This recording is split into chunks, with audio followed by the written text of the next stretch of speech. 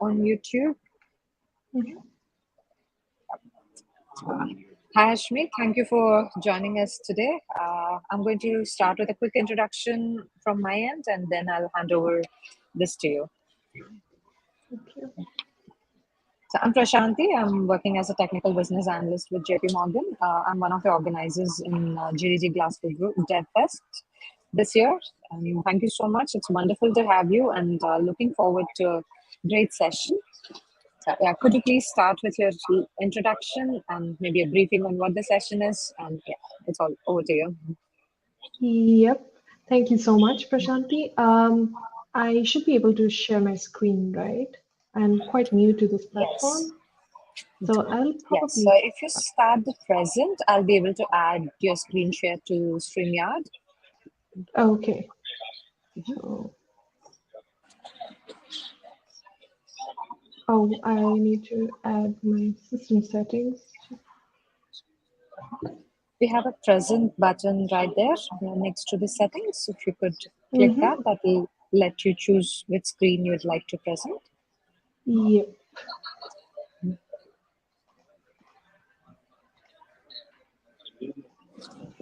So you should be seeing my screen. Yes, I will add it to Yeah. the stream. Yes, now this is available. Yeah, please go ahead. Mm-hmm.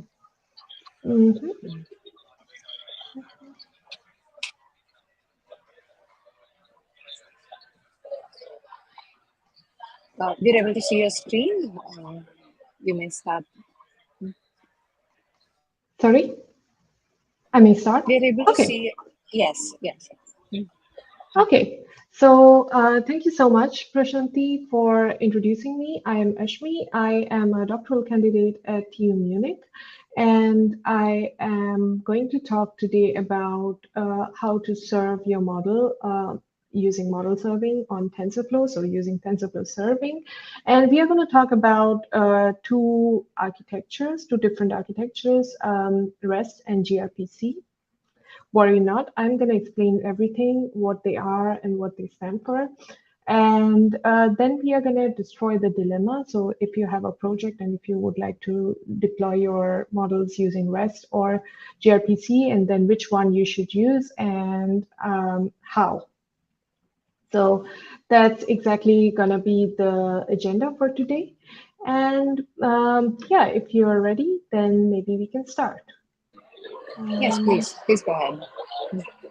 Yeah. So before we begin, I would just like to tell you that in order to get the most out of this talk, it's better if you have some idea about Python, especially Python 3.x, and TensorFlow 2.0, because the whole talk is about like model serving using TensorFlow. So yeah. And finally, if you would like to try this out, some knowledge of Docker or having Docker installed in your machine is very helpful. And no worries if you don't know any of these things. I will try my best to clear it or clarify it as we go forward. So I want to highlight the agenda for today very briefly. We are going to talk about the traditional model serving. So model serving earlier versus now, maybe in the 90s versus now. Then we are going to introduce TF model serving. So I might refer to TensorFlow model serving as often TFServing. So yeah, we are going to give a brief introduction about Google's TFServing, and then I'm going to briefly highlight how you can set it up. Followed by, we are going to talk about predictions via REST and gRPC. Again, as I mentioned before, do not worry if you do not know what they are. I'm going to highlight them when we are there. And then we will talk about what this talk actually is about. So that is talking about the different pros and cons, and also some benchmarking. That's some experiments that I run to assess the performance of both the architectures. And last but not the least, I will share some tips and tricks about model serving, so using TensorFlow serving. So if you are ready, then we can begin. So traditional model serving back in the days was using common backend frameworks like Flask and Django and other web frameworks. So it was fine, but it also came with its own drawbacks. There was no model versioning. So for example, if you would like to change your model or version control your model, then there was no option. You had to change your whole code. So it was very inconvenient. There was also no mini batching support. So if you would like to implement something like mini batching, there was no way you could do that. So because the whole purpose of Django or whole purpose of Flask was not to serve your models or like be efficient for data science related projects, but more for, accessing or like more for building web APIs. So it was a bit different because we were trying to accomplish something which they were not meant for. So we kind of needed, and then obviously it was very inefficient if you would like to serve large models. I mean, one question that I typically get is that why do we need to serve your models? I mean, is it not fine that we just build our models and then why do we need to serve it, or what exactly is serving? Like, why do we need to have it in production? We could just have it reside on our Jupyter notebooks, right? But that's not the case. Once you have developed your models, it's important that you actually like make them accessible to your to the other people who would like to use your models. So it could be your clients, could be other teammates, could be other colleagues, anyone else, right? Just on a side note, the note that the code that you see on the side is a Flask implementation of a basic prediction API. So it is nothing fancy. I just wanted to fill up the space there. So yeah, so as I was telling about traditional model serving, or why do we need to serve our models? Because once we build our models, it's very important that we show what we have done to the rest of the world, right? Otherwise, it's not really, and you can't really use your Jupyter notebooks on production. See, I mean, I tried to summarize some production memes because I find them really funny and also kind of getting the point across or the message across very well. And you need to do a lot of stuff before you can actually deploy your model in production. And that's when ML ops or machine learning operations come into play. And model serving is a part of this ML ops operations or ML operations or ML ops. And it's just a part which says that, okay, I have built my models, I'm happy with my current version, and I would like to see how it is when you deploy it in production. So I would like to build an API that, and behind this API, my models will rest. And when I would like to access my models, I just make calls to the API, and the models will return the output. That's exactly what we do in model serving. And we follow different architectures, which I'm going to describe soon. But overall, any sort of model serving architecture, the basic concept behind it is this, that we have built our models, we are happy with their current versions, and now we would like to build some APIs behind which we keep our models, and then using these APIs, we make the calls to the models and get the results. That's it. So there are lots of other different model serving architectures and different model serving technologies. You can use the dedicated ones as well, but this talk is about TensorFlow serving because Google offers this TensorFlow serving, and this is quite nice. And when it comes to serving your models, and because I feel like TensorFlow, basically, if you're using your TensorFlow models, then I think this is a one-stop solution for serving your models in production or deploying your models in production. So TensorFlow serving is a very flexible and high-performance, production-ready ML model serving system, and it is used extensively at Google. So for all its internal project, Google is always using TensorFlow and TensorFlow serving.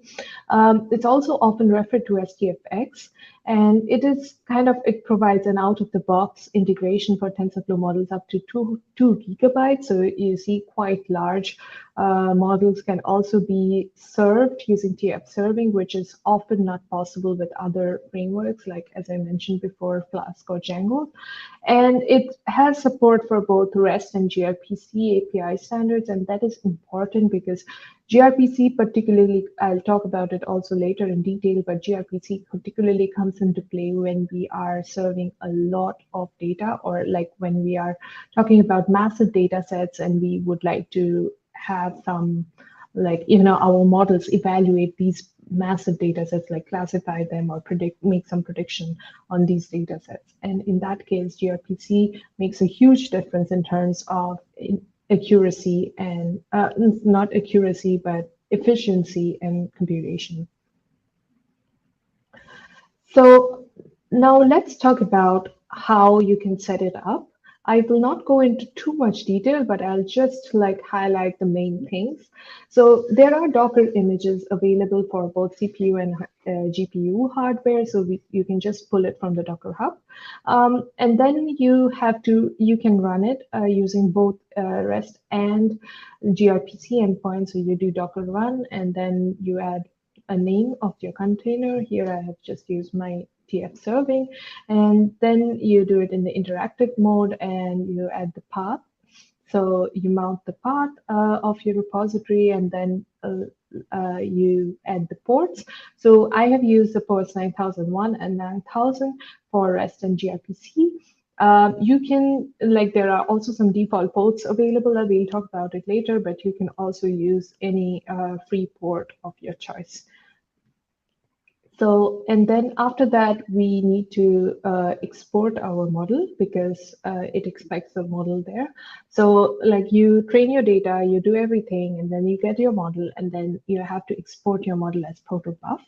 So this is a special type of data type, that is often used by TensorFlow serving to like export your models, and you save the models in this format. And after that, like you make sure that all the models, like the subsets and all the directories that come with the models have also been saved, because that's very important. And finally, you go inside the container and then run your model server using both the REST and or. So you can only do REST, or you can do only gRPC, or you can do both together.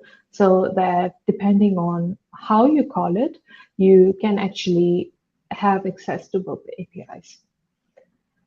So now that we have it installed, the next step is that how can we predict, or how can we use it for predictions?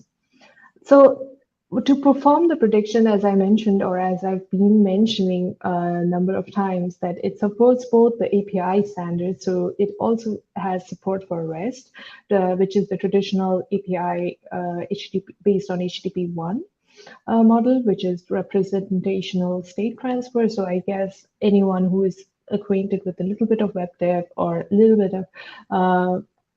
bit of software development in general has some idea about REST. And RPC, it's a remote procedure protocol, and gRPC is also like kind of a subset of that, which is based on that, and it's called gRPC Remote Procedure Protocol, so which is a recursive acronym. Some people also, I don't know why, call it Google Remote Procedure Protocol, probably because it was invented by Google in around 2015, 16, this ballpark. And so yeah, we'll just call it gRPC for the sake of simplicity. And therefore, TensorFlow Serving offers simultaneous support for both these standards. And as I mentioned before, that there are some default ports available for both RPC and REST, but then you don't have to use them. I mean, if you have any other ports, and if these ports are by chance occupied, then you are free to use any other ports that may be available. So for example, I am using this other port, like I was using 9000 and 9001, so feel free. So now when we are doing predictions via the REST interface, then I will try to explain the architecture, REST architecture, very briefly, which is on the right side. So we have the data. So we have two phases. We have a model training phase and a model serving phase. In the model training phase, we have the data, which we train, and then we train on the models, so the TensorFlow models, and then we save the models, right? We save the models in a model repository in different versions, so V1, V2, and so on. And then once we have this, so this marks the end of the model training phase. And once we have the model training phase, the next step is to serve this model. And how can we do that? We use the TensorFlow serving to actually serve the model. And now when the client makes an API call to our TensorFlow serving or our model serving, the model serving does the prediction and then sends it back in the form of JSON. And this whole process is called model serving. So here the tech stack is basically what we have used is Python, and then as TensorFlow serving, we have used TensorFlow and Docker. So these are like standard HTTP post requests that we are sending to our model, which is guarded or shielded by an API. And the response is a JSON with the prediction. And often you know that when you are like developing a REST endpoint, it's often that you need the request URL. And then this request URL basically points to your model where it's located. So it could be in the local directory, or if it's in the cloud, or if you're doing this whole thing from cloud, so basically wherever it is located. If you can do this whole thing in the cloud, like on a virtual machine, and in that case you would also need to have your model somewhere there. So this is actually how predictions by REST is done. I'll give you a couple of seconds to maybe digest the information, because I'm not sure it's a bit too much before I move to the next slide.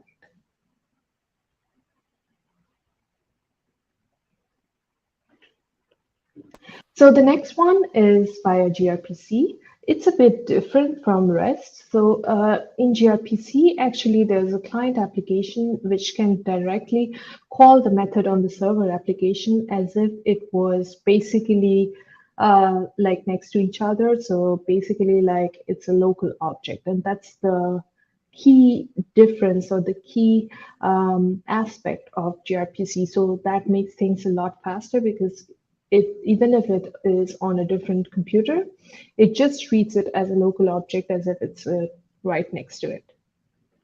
So it is also based on HTTP2, which allows it to be really fast, because it allows it to be handling requests simultaneously, so that really reduces the inference time. The prediction, however, the prediction data, earlier we saw that we were using JSON, but now here the prediction data has to be converted into protobuf format, which is a special format which is accepted by gRPC. And also the payloads, they also have to be converted to base64. So there's a bit of conversion being happening here.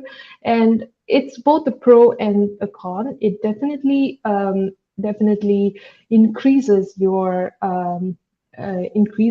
efficiency and reduces your inference time, but definitely it also makes things a bit hard to debug, because these protobuf is not human readable, so it makes slightly hard to debug, but overall it improves the performance a lot.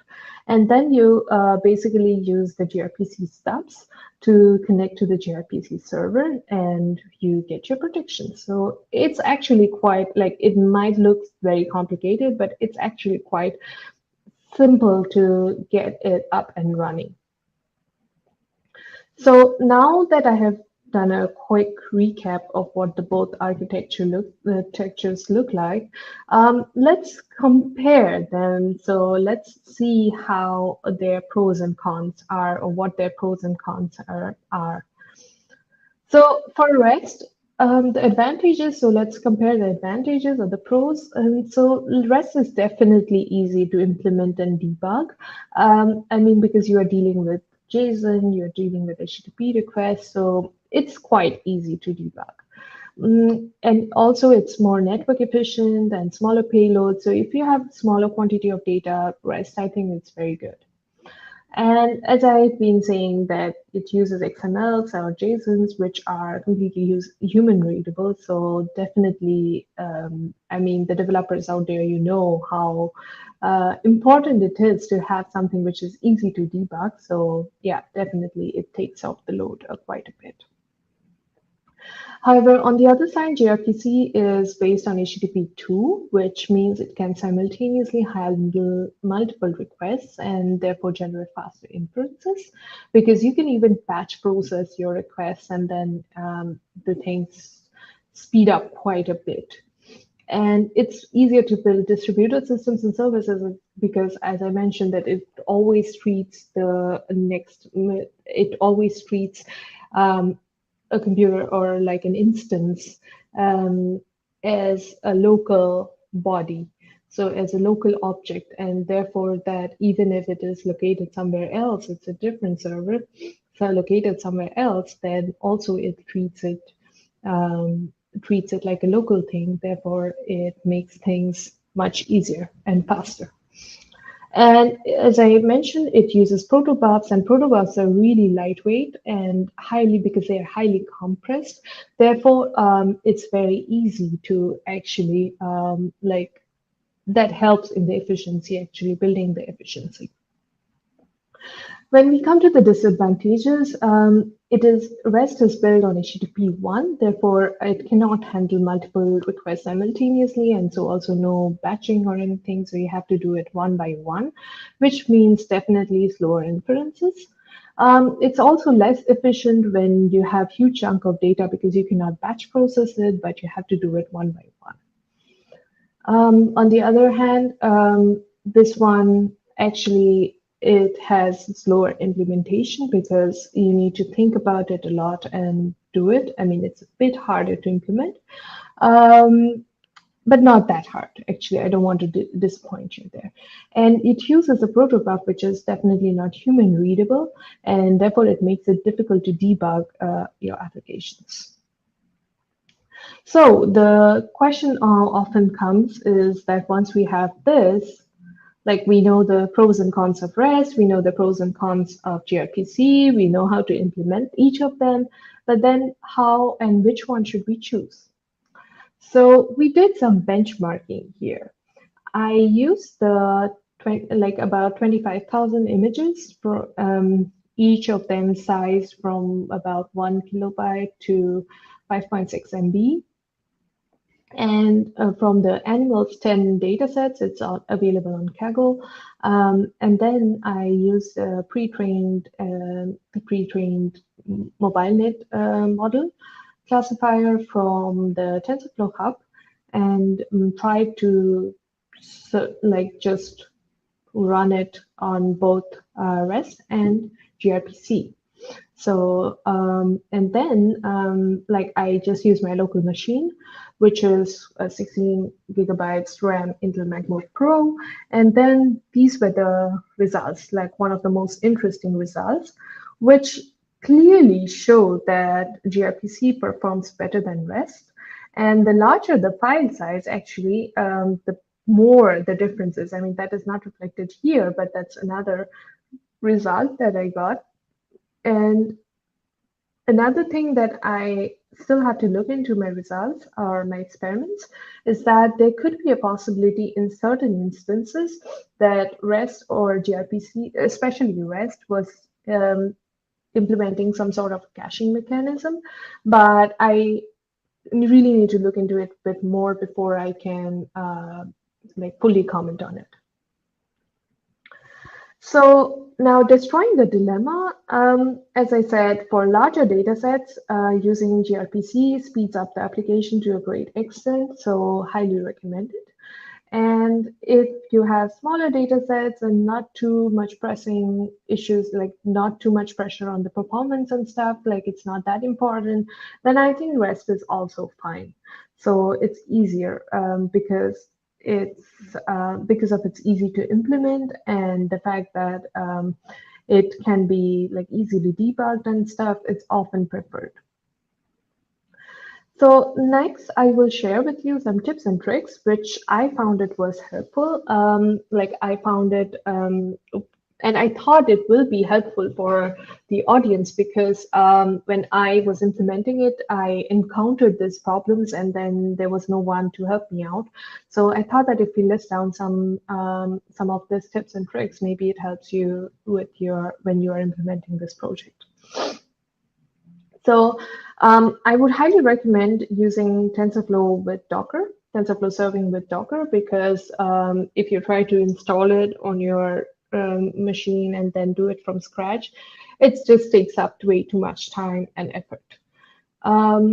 The next thing is I would encourage you to also use TensorFlow models. So not just any other models like PyTorch or anything, but just stick to TensorFlow models because it offers this out-of-the-box integration, and therefore it's just easier for this whole system integration. And then you are in this TensorFlow ecosystem and you have everything that's compatible. Often we encounter these path errors when like getting all the models. So if something, so for path errors, you try to use like absolute paths and instead of relative paths. I just noticed that I did the wrong thing in the slide, but you know what I mean. If you're a developer, I guess you know. So if do not use absolute paths, do not use relative paths, but use absolute paths instead. And if there's an issue with the port availability, then just use any port that is free for you to use. So it doesn't have to be the default ports or any port. You can use just any port. So with this, I kind of come to the end of the content. And I would like to do a quick recap of TensorFlow serving.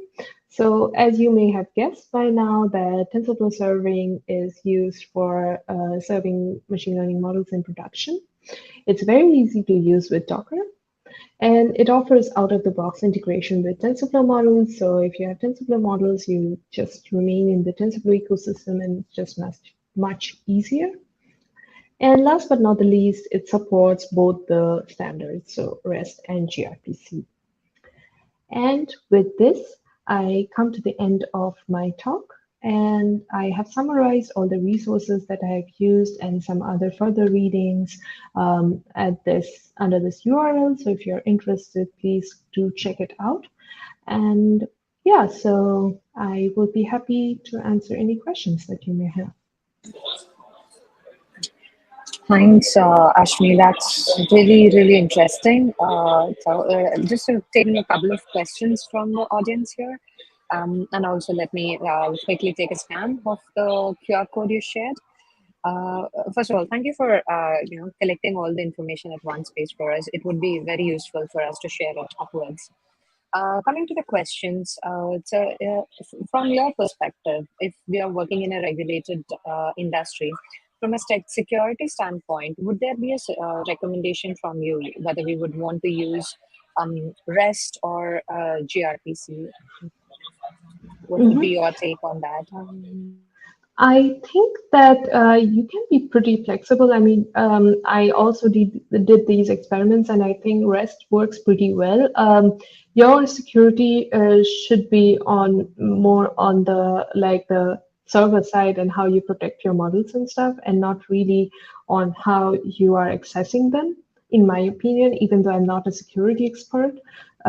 So I think that it should not be too much dependent on that, but rather more on like what is your goal, whether you would want to have a more like performant API, like you have massive data sets and you want like something which gives you the inference very fast, or you don't really care too much, but you want a quick and dirty application which is up and running, right? So yeah, and I probably this is not right to call REST quick and dirty, but yeah, I mean, you know what I mean. So basically, like something that is easy to implement, up and running, and then whereas gRPC will take you a couple of weeks to say, for example, to get a hang of this protobufs and how this thing is happening.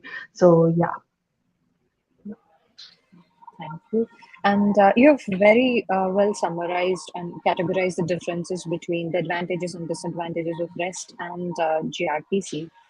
So one other question we have from the audience is, what makes REST still the most commonly used platform and not gRPC? I mean, or would there?